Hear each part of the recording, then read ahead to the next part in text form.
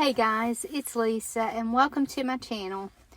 Today I'm going to make over a few items to go with a picnic basket that I had done earlier. I didn't get to film it, but it had a primitive look to it, and so this is going to be, I'm going to make a few little primitive items to go with it.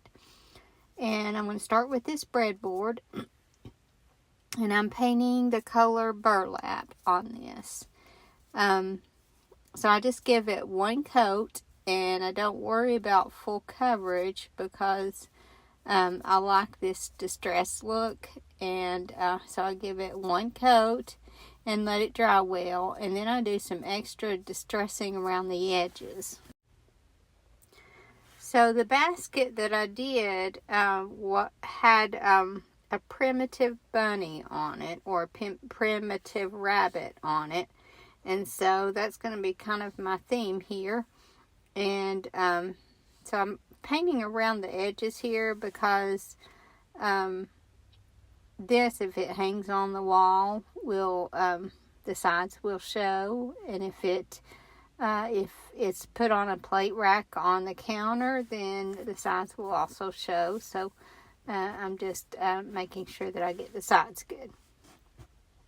And then what I'm going to do on this is do this bunny stamp. And this is for part of the farm animal stamp set from IOD. But I use this bunny more than any of the other animals. So I'm going to kind of mix this stamp and a couple of other stencils and just kind of build something that will fit this. Obviously the words are not really going to go together, but most people don't know French, so I'm just going for what looks good. So I'm going to use this stamp and this stencil, and then another stencil also, and I'm just kind of looking here to see what I think will look good. So if you don't have a stencil to fit the item that you're using, then you can always just pull parts from some of the stencils. This is one that I got some time ago on Amazon. Actually, both of these stamps that or stencils that I'm using are ones that I ordered from Amazon. And so I'm just first going to put the antiquities on the top, and then I'll just have to let these dry in between, or use my blow dryer to dry them, and before I do the next step. So that's the biggest problem with mixing stencils, but it doesn't take long for this chalk paint to dry, so I do this a lot. And then when you do that, then your item is a one of a kind, because most likely only you have put it together like that. And it's a little tricky mixing these items together like this, but I just kind of looked to see where I needed to add for balance. And because I have this deeper base color, then I needed to add that buttercream. So I'm just adding the buttercream to lighten up, and then the black to add more contrast. So I mentioned that I was, when I finish this, that I'm going to do some extra distressing around the edges, and I do that. And I also finish this off with a top coat, and I just use a regular Dixie Belle top coat, but you could use any kind of a clear matte finish that you want. I wouldn't go shiny on this just because it has more of a primitive look, and the shine would take away from that. But any sort of a matte finish, or you could use a clear wax on this. And here with this black, I'm using a makeup brush and some Stays On ink. Just some black Stays On ink. And I feel like it gives it more of a precise look It's just a lot neater finish, I think, when you're stenciling a small amount like this. More of a detailed stencil. I think it shows up, and like I said, just has more of a more polished look. And now I'm just taking some primitive fabric here, and this is just a gingham that I've ripped a strip from and tying around the top. Now you could tie raffia grass around this, or just regular twine, but like I said, I'm just trying to give this more of a primitive look, and so I'm using this just a gingham, and you want this printed on both sides. Like I said, I'm going to display this with the picnic basket. Now you could tie some greenery around the top of this for Christmas, and I'll probably, if this doesn't sell before Christmas, I'll probably add some greenery just to give them a better idea of how they could display it through the holidays. And I decided to add a rusty star to this one also. And then the next item that I'm going to be making over, or not really making over, I guess, is this muslin sack. And I buy these from Amazon, and I think I pay around $1 for them. But I get these and I use them sometimes as gift bags for my honey that I sell in the store. And when I do that, I'll put a bee stamp or stencil on it. But I'm going to make this one kind of go along with this little vignette. So I'm going to do the same thing here and just kind of mix stamps and stencils together to fit the bag. So obviously I'm just going to go through the same process of just kind of making these fit this bag.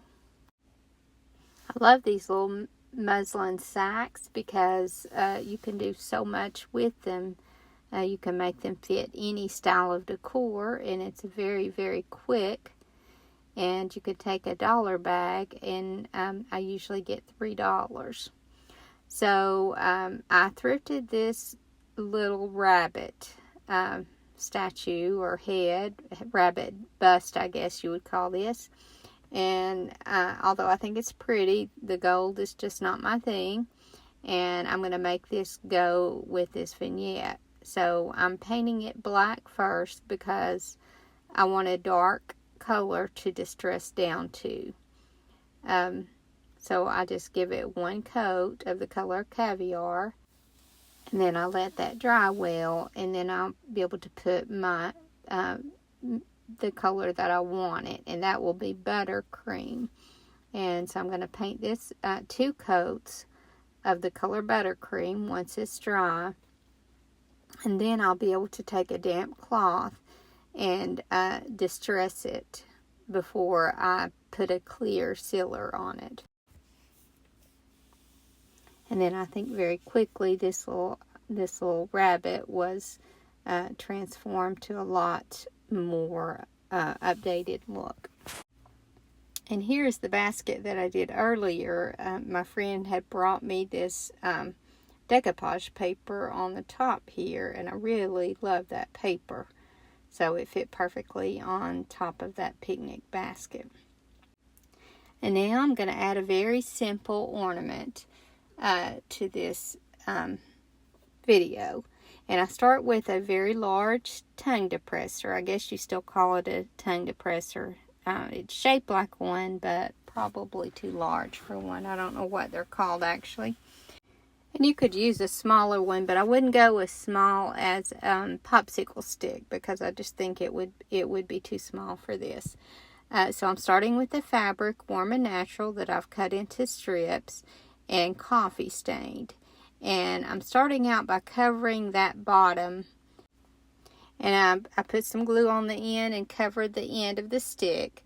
And now I'm just going to start wrapping. And you can just wrap the whole stick without adding extra glue once you get that bottom covered well.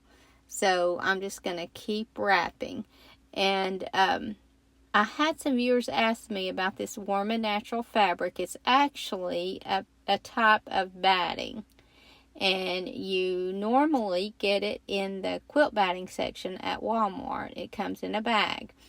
But I did notice they were saying, a couple actually said they weren't able to find it there, and so I went and looked, and I've been there another time since, and it's been out.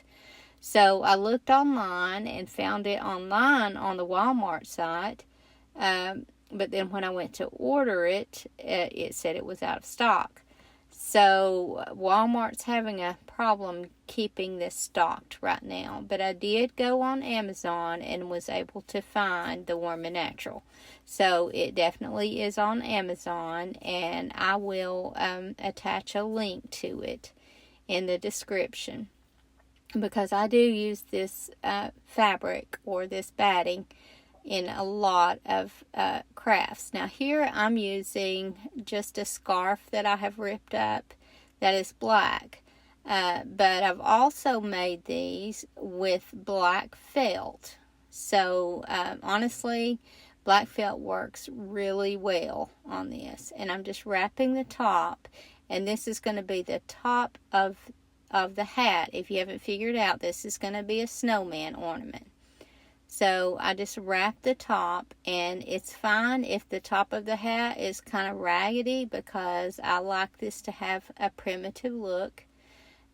So I just wrap that tip up, and now I'm making the brim of the hat. And I'm just taking a piece of fabric. You don't have to be exact here, because like I said, this is primitive.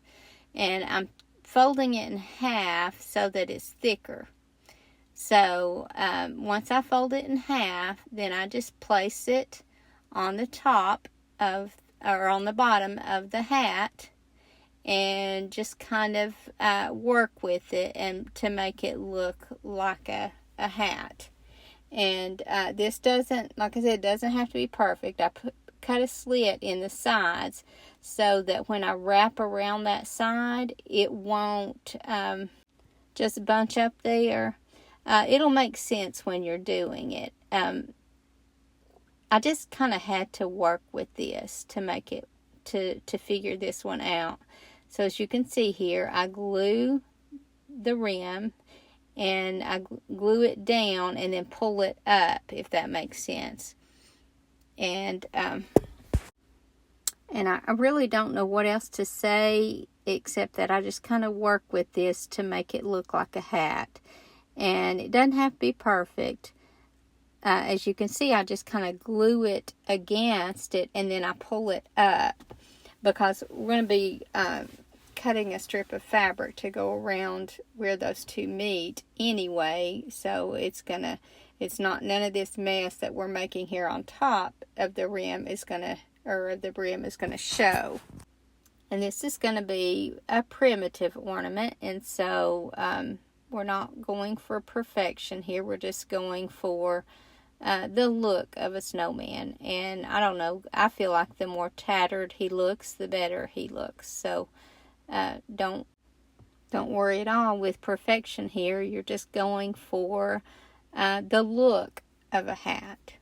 So once I get this like I want it, then I'm just going to cut a little strip of a lighter fabric, and I use tea towel on this, but just cut a little strip or rip a little strip of fabric, and then we're going to glue that around the hat.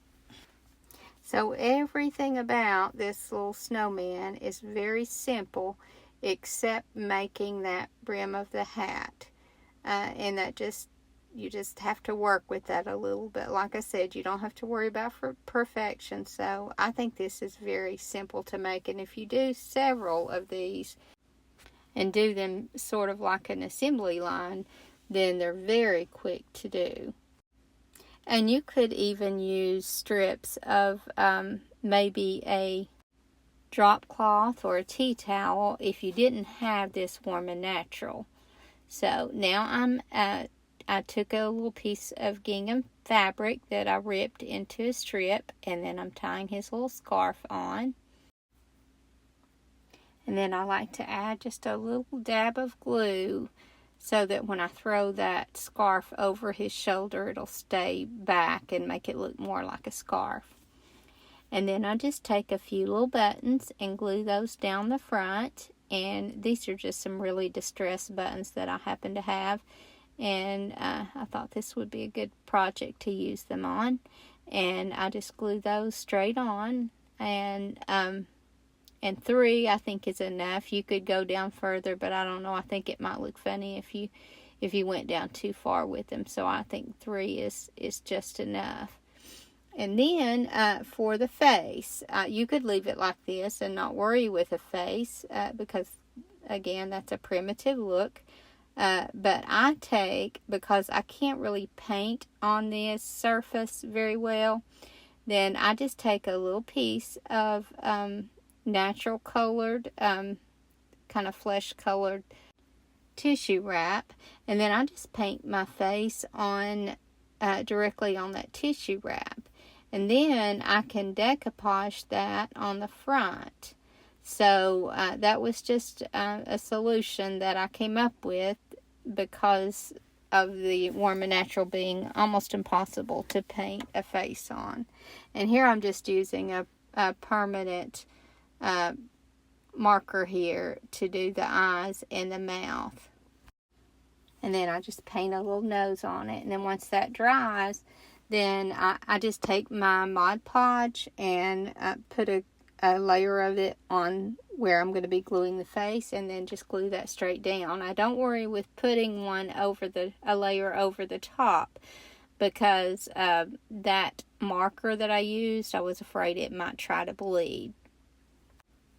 And then once I glue that face on, then I just take a piece of jute string and make a loop and tie a knot in the end, and I just glued that knot to the back of the head, and then that makes a cute little snowman ornament. And like I said, they're very quick. You also don't have much money at all in them, so and when you have a lot of these displayed together, it has a really neat look. And you could take it a step further and even embellish the hat more, but I just kept mine more simple. I hope you guys enjoyed this video, and I hope to see you in the next. Thank you so much for watching. Have a great evening, and God bless you and your family.